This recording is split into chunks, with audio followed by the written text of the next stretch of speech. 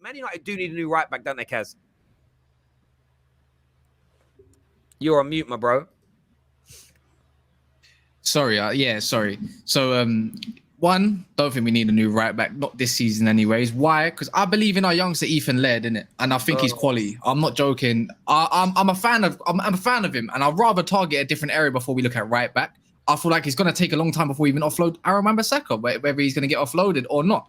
So I'm just thinking that, like, I don't think right back's gonna be really a thing. I like the feel that there's gonna be some youngsters that are gonna get their chances this year, and I feel like Laird would be one of those people. Not saying he's going to start every game. I think Delo will do a job. I'm not a fan of Delo, by the way, but I just don't feel we need to dip into the right back market. I just feel like you're going to see a lot of rumours come up for United now that we've literally got no targets known other than obviously De Jong. So other than that, there's going to be loads, and I'm going to rubbish those reports straight away. Hakimi cost how much for PSG last season? Or did he come last season? Was it 70 million? Was it? It was like 50, 60 million, something like that. Yeah, no chance we're going to pay that when we can't even pay out 70 million for a winger. And then obviously this Klaus guy is meant to cost really cheap, but I thought he was meant to go to Chelsea. But I don't know. I feel like it's just efficient for anything they can find right now. Because if anything, if I'm correct, was there not reports before saying after Martinez, we're going to be looking at a midfielder and an attacker? There was. I mean, it's interesting because if you listen to the words coming out of Ten Hag this afternoon directly to The Athletic, it was, I'm not selling Ronaldo, he's staying, we've spoke, I'm going to build the team. I can build my system around him, he's good enough. And there's I didn't realize this about Ronaldo, there's another year contract extension United could trigger, and he basically said we could keep him here for 2 more years if we want to. If Ronaldo stays, we're probably not going to buy an attacker. And one of the little things I saw someone say today, which I liked, was if you can get Hakimi at a decent price, Hakimi with Sancho in front of him on the right-hand side is a very good right-hand side of attack.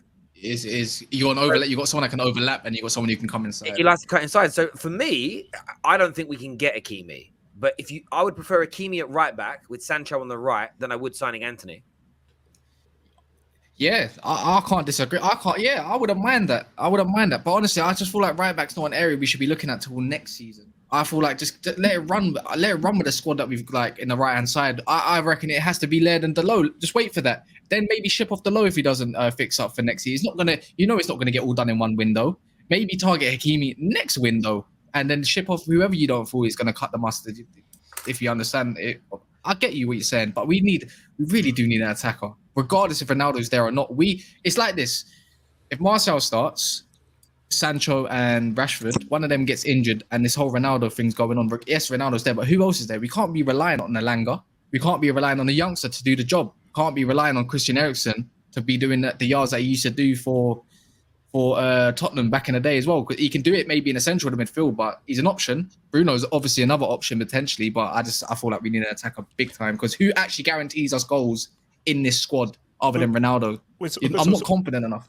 Kaz, so would you, if you had a choice, would you keep Cristiano or would you sell him? No, I think if he wants to leave, then go. He's not bigger than Manchester United at the end of the day. But if he wants to buck up his ideas and stay, then great. He'll be a very useful option, and he needs to realise he will be an option. I feel like for going forward as a Manchester United team, he can't be starting as the main man, and he has to realise that. But he obviously thinks he's the main man. He's got monster mentality at the end of the day, but I feel like we'll play better as a team. It's weird how we went from one year scoring many goals under Oli, and I don't rate Oli, by the way, and then next year he comes in and it all falls apart because it all goes through him. It used to all go through Bruno. I don't really rate Bruno because I don't like the way he plays on the eye. I'm not saying he's not a good player, but I just feel like we need an attacker more than we do a right back, big time. Left-footed to Michael Elise, I would like. It's interesting with Man United. I mean, there's been a lot of stick as well the last few days because we've signed Martinez, aka Frodo Baggins, at the back. It's kind of, again, the ratio is mad. Like for every 5 reports on his height, they're not speaking about the fact that I saw a good thread actually that there's more crosses and long balls into the box in the Eredivisie than there is in the Premier League, which you wouldn't expect because people speak about Dutch football being better than English football. He's got the best aerial sort of success rate. I think one of the best in Europe, definitely the best in the Eredivisie. Do you guys think that Martinez's height is going to be a detrimental factor to Man United this season? No. Okay, I'll give you 2 examples. Maybe some of the young guys will not remember this. Ivan Cordoba, who used to play for Inter Milan, Colombian. short, but his jumping was amazing. So anytime anything came in, because his spring was so much, he was able to jump through. A dude won a Ballon d'Or, and he wasn't the tallest dude in the world, Cannavaro. Cannavaro was arguably one of the most important guys for Italy winning the World Cup in 06, and the guy was short, but his spring was so much, he was able to jump and win stuff in the air. So forget about height.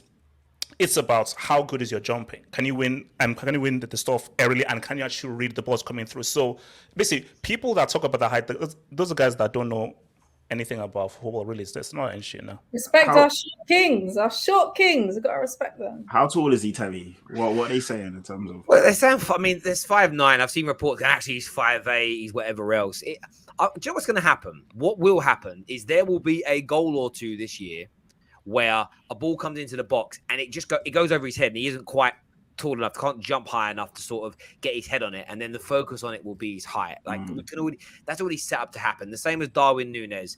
You know that there are going to be people sitting there ready for the compilations when he, misses the ball and misses an opportunity. They're going to forget all the other great things that come with it. But it's just the bit that I find tiring as a United fan. I get banter. I get Arsenal fans. He was the primary defensive target they had, and they lost out. So I get them bantering it. It kind of makes sense. The likes of Igal, and I've seen him going mad on it, and Babs and these guys like really laying in. I get it.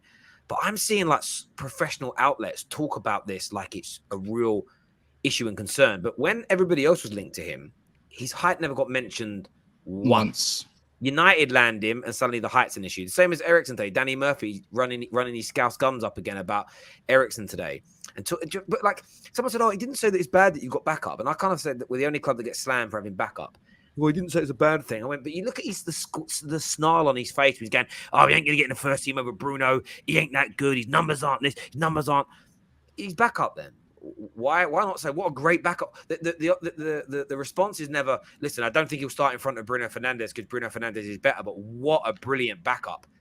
It's weird that United get zero praise for anyone they're buying, and I think we're buying top players. We've got a lot more work to do. We're nowhere near fixed, but it's hilarious how everything we do gets twisted into an absolute negative by the media, by rivals, and it just reminds me that I love being a Man United fan, because when you're the biggest, when you're the best, when you're the most successful, everybody comes for you. Wait, hold it. Biggest and best, Terry, don't do that. Terry, stop it. Terry, stop it. In 2022, stop it. Yeah, but we'll be bigger than I don't know if you were on us on levels in terms of the best club in the league. Yeah, okay, great City, but the biggest will always be Manchester United, unfortunately, and that's the reality. About your club popularity.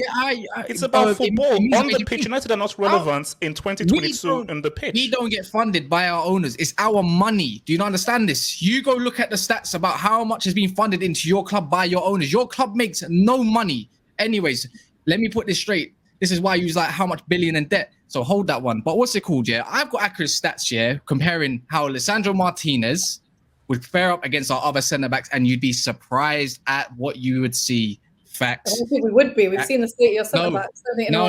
Yeah, don't get me wrong, but it's not just what he brings. It's not what he just brings with his height. It's what he brings to general play. Good luck getting the ball off him. Good luck, because his progression stats, his key pass stats. I don't care for a centre back, regardless of what league you are in. These stats are so impressive of what he brings to the play, and I've got a feeling now he might actually be utilized a little bit more, not just from centre back, but I've got a feeling like he might be used as DM when the crumble, like when it comes, it will come. So, but I reckon the left-sided centre back with a build-up of play next to someone because he's a hard-hitting defender. We've got too many passive defenders other than Bailly.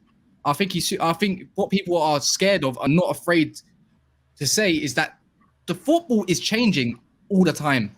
Give me, other than Chris Wood and a couple traditional number 9s in the league, and how much they actually are, how many of them are around nowadays. But wasn't Have Hope's original point that Chelsea are bigger than United in I mean, but they're not. Until, listen, the stat came out. Footballing wise, yes. But that isn't what I meant, is it? So this is, again, right now, I know Liverpool and City and Real Madrid and Chelsea and Spurs play better football than we do. But we're the biggest. And do you know how you know we're the biggest? Because whatever we do, all of you tweet about us. Not me. I don't tweet about Man United. Well, okay, as a general rule, 60, but I know what you mean. I know what you're saying. The stat came out a couple of years ago. 62% of all tweets about the Premier League are about Man United. That's how big we are. Like, that's actually mad. It's crazy. And how I always know it as well. The reactions, people are like, oh, Terry's a clown. Terry's chatting nonsense. Listen, I can even tell by my own. Whenever I do a transfer video and I praise what Man United have done, the comments are poisonous. When I praise any other club, the comments are, oh my god, he's so unbiased. I like him so much. No, Terry, Chelsea are more hated. There's no club that people are more envious or hate than Chelsea. The hate I see on Twitter, it's toxic. It's toxic. I just listen. Chelsea get their hate. Liverpool get their hate. City get their hate. No one gets what Man United get, in my opinion. No. But there we go.